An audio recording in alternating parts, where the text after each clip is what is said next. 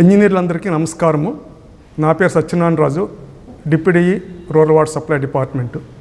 ఈరోజు ఈ సెషన్లో మనము డిజాస్టర్స్ గురించి డిస్కస్ చేస్తాము.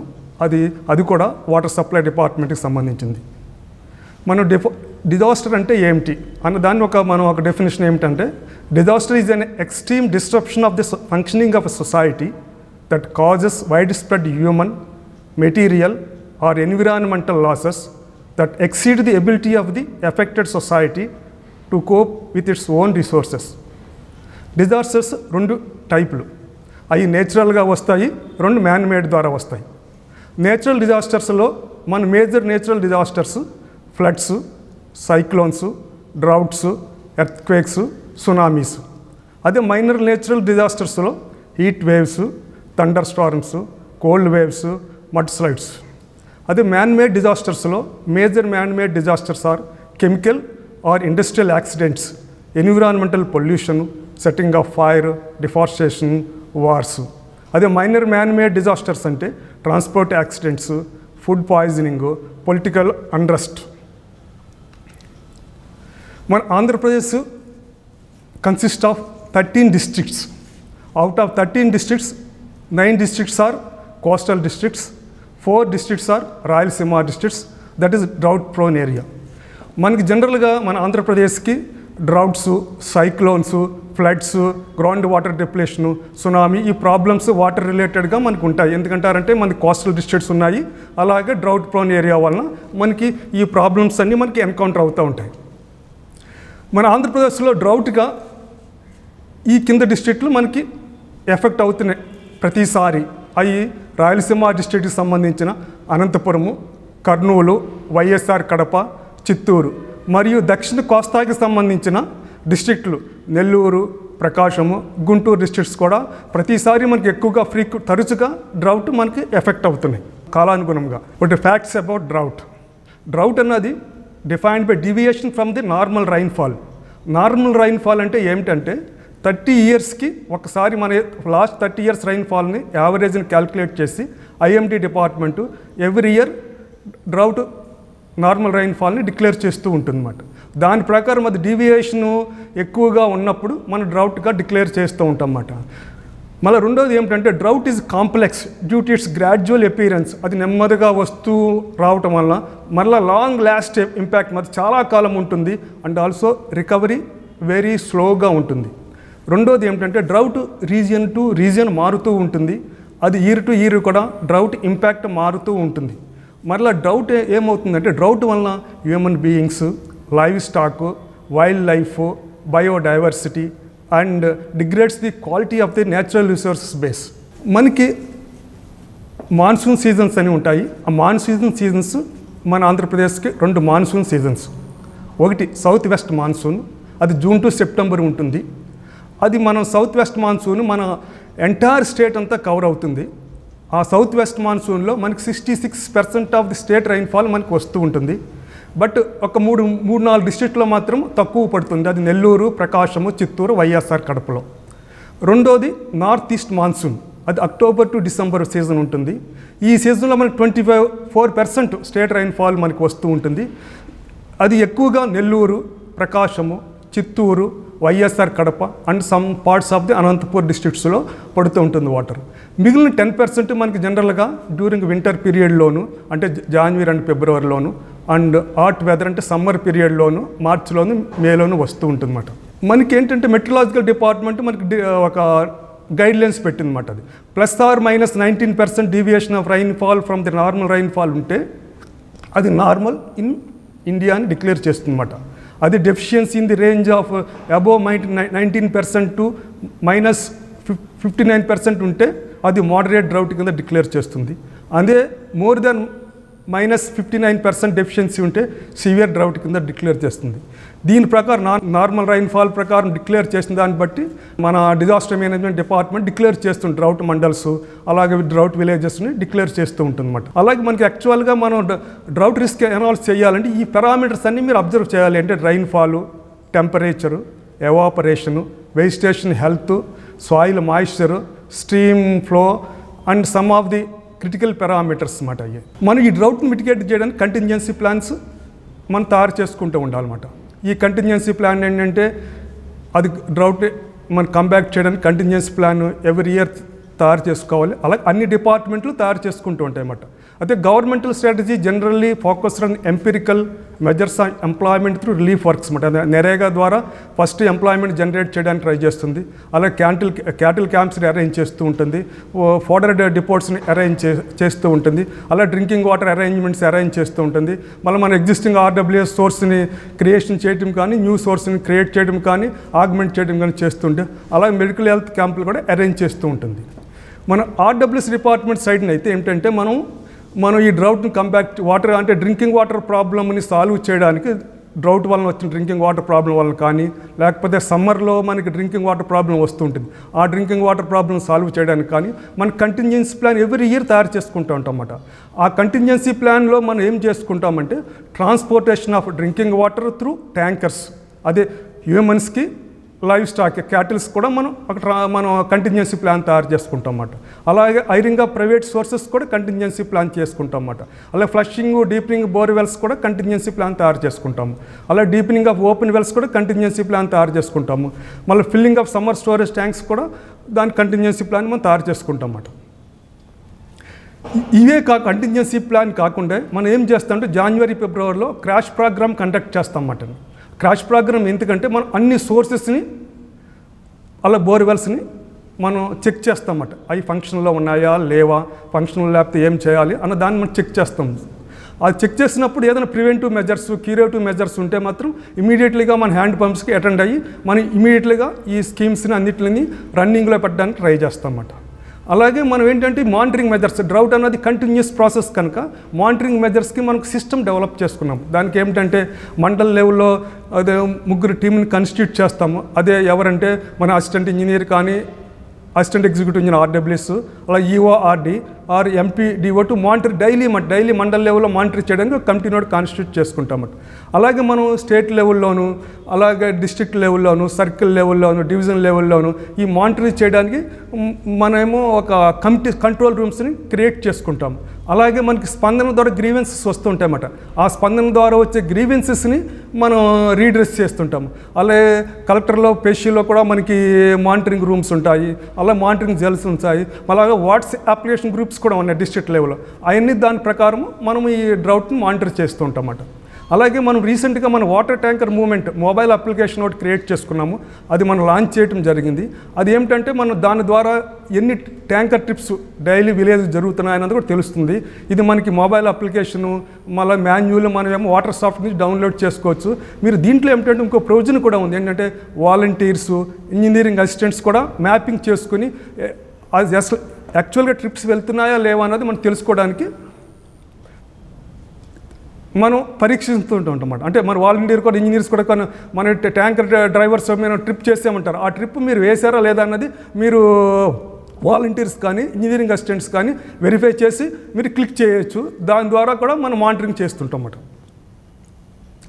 ఈ సమ్ ఆఫ్ ది ఫొటోస్ మనం లాస్ట్ సమ్మర్లో కానీ, డ్రౌట్ సీజన్లో కానీ ట్రాన్స్పోర్ట్ చేసిన ఫోటోలు, మళ్ళానేమో అలాగే వాటర్ టైప్ చేసినవి ట్యాంకర్స్, మళ్ళీ వాటర్ ట్యాంకర్ మూమెంట్స్ మనం ఎలా చేస్తున్నాం అన్నది అప్లికేషన్ ఉంది.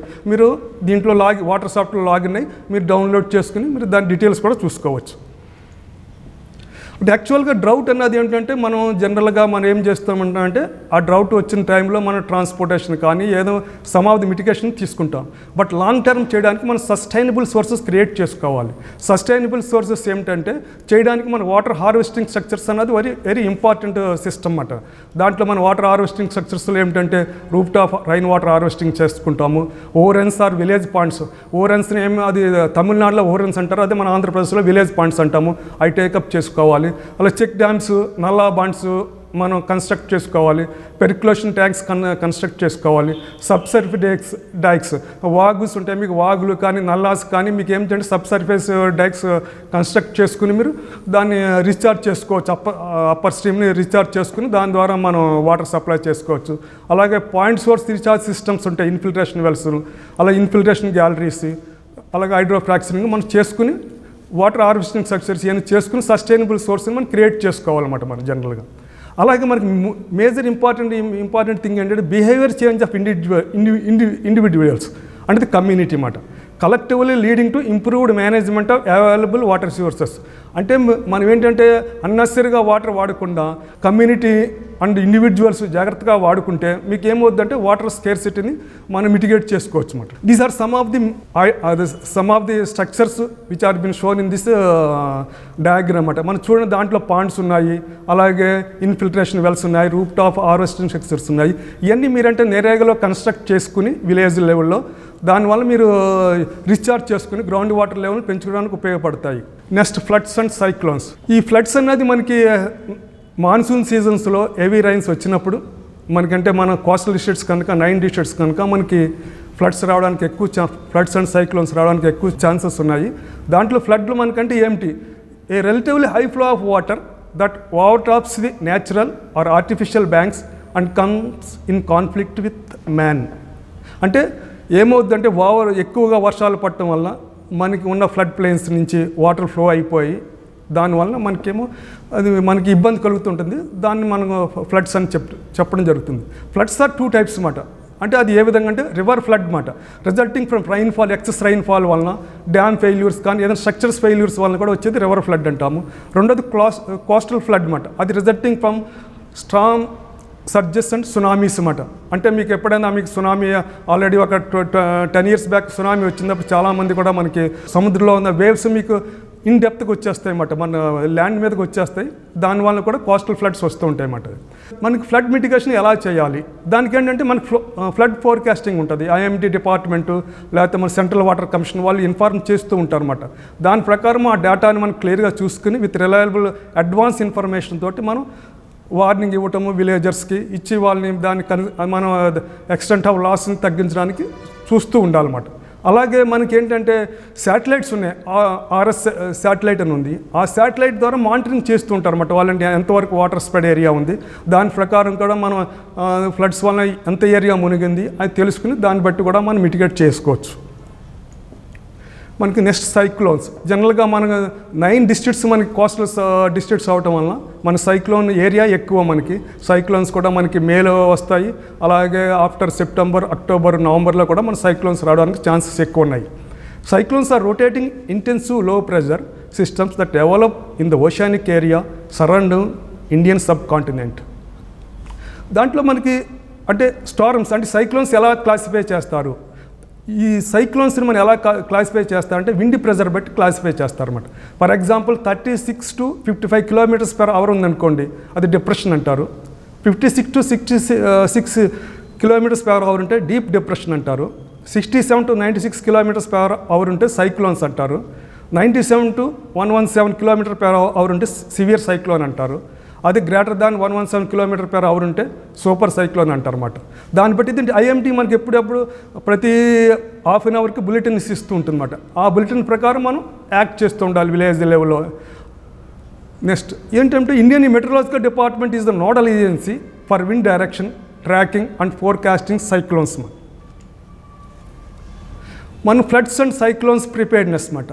జనరల్గా ఏం చేస్తుంటే మన disaster management department standard operating ప్రొసీజర్స్ని ప్రిపేర్ చేస్తుంది అన్ని డిపార్ట్మెంట్లకి. అది అన్ని డిపార్ట్మెంట్లకి కమ్యూనికేట్ చేస్తుంది. మనం ఏంటంటే మన ఆర్డబ్ల్యూఎస్ డిపార్ట్మెంట్కి సంబంధించిన ఎస్ఓపిని మనం ఫాలో అవుతుండాలన్నమాట. దీంట్లో ఏంటంటే ప్రిపేర్నెస్లో 4 phases ఉంటుంది. First normal phase, pre disaster phase అని ఇలాగ 4 phases ఉంటాయి అన్నమాట. ఫస్ట్ నార్మల్ ఫేజ్ అంటే మనం ఈ మాన్సూన్స్ కాని సీజన్లో మనం చేయవలసిన యాక్టివిటీ ఏమిటి అంటే మీరు ఏం చేయాలంటే నాన్ మాన్సూన్ సీజన్లో మన సైక్లోను ఫ్లడ్స్ వలన ఎఫెక్ట్ అయ్యే ఏరియాస్ని ఐడెంటిఫై చేసుకుని మనం ఉంచుకోవాలి, అవి వల్నరబుల్ హ్యాబిటేషన్స్ అన్నమాట. అలాగే మనకి వాటర్ ట్యాంక్స్, జనరేటర్స్ని గవర్నమెంట్ దగ్గర కానీ ప్రైవేట్ వాళ్ళ దగ్గర కానీ అవైలబిలిటీ ఉంటే మనం వాటి అడ్రస్లు అవన్నీ మనం తెలుసుకుని ఉంచుకోవాలన్నమాట. అలాగే మనం ఈ టైంలోనే ఈ అన్సీజన్స్ టైంలోనే ట్రైనింగ్ అండ్ కెపాసిటీ బిల్డింగ్ని మనం ఫీల్డ్ లెవెల్ ఆఫీసర్స్కి ఇచ్చి వాళ్ళని ఏంటంటే ఇమీడియట్గా రిపేర్ ఎలా చేయాలి, వెన్ ఫ్లడ్స్ సైక్లోన్స్ వచ్చినప్పుడు ఏదైనా స్కీమ్స్ ఏమైనా డిఫంక్ అయినప్పుడు ఇమీడియట్గా ఎలాగ రిపేర్ చేయాలో మనం ట్రైనప్ చేసి ఉంచుకోవాలన్నమాట. Next pre disaster phase. అంటే ప్రీ డిజాస్టర్ ఫేజ్ అంటే మనకి ఐఎండీ డిక్లేర్ చేస్తుందన్నమాట. ఏంటంటే ఒక 10 days ముందే అనౌన్స్మెంట్ చేస్తుందన్నమాట, ఇలా సైక్లోన్స్ రావచ్చు అని మనం అనౌన్స్మెంట్ చేస్తుందన్నమాట. ఆ సెన్స్లో మనం ఏం చేసుకోవాలంటే మన నాన్ ఫంక్షనల్ స్కీమ్స్ ఏమనంటే ఐడెంటిఫై చేసుకోవాలి. హ్యాండ్ పంప్స్ కూడా ఉంటే మనం ఐడెంటిఫై చేసుకోవాలన్నమాట. అవి ఐడెంటిఫై చేసుకుని అవి ఫంక్షన్ కానీ అన్ని మనం ఇమీడియట్గా రిపేర్ చేసుకుని ఆ ప్లాట్ఫామ్స్ కూడా అన్ని రిపేర్ చేసుకుని అన్నిటిని మనం తక్షణంగా రెడీగా ఉంచుకోవాలన్నమాట. అలాగే మనకి వల్నరబుల్ వాటర్ సోర్సెస్ ఉన్న చోట chlorinated and after disaster with help of గ్రామ పంచాయతీ ద్వారా మీరు క్లోరినేషన్ ఎలా చేయాలి అన్నదాన్ని మీరు ఒక ఐడెంటిఫై చేసుకుని ఉంచుకోవాలన్నమాట.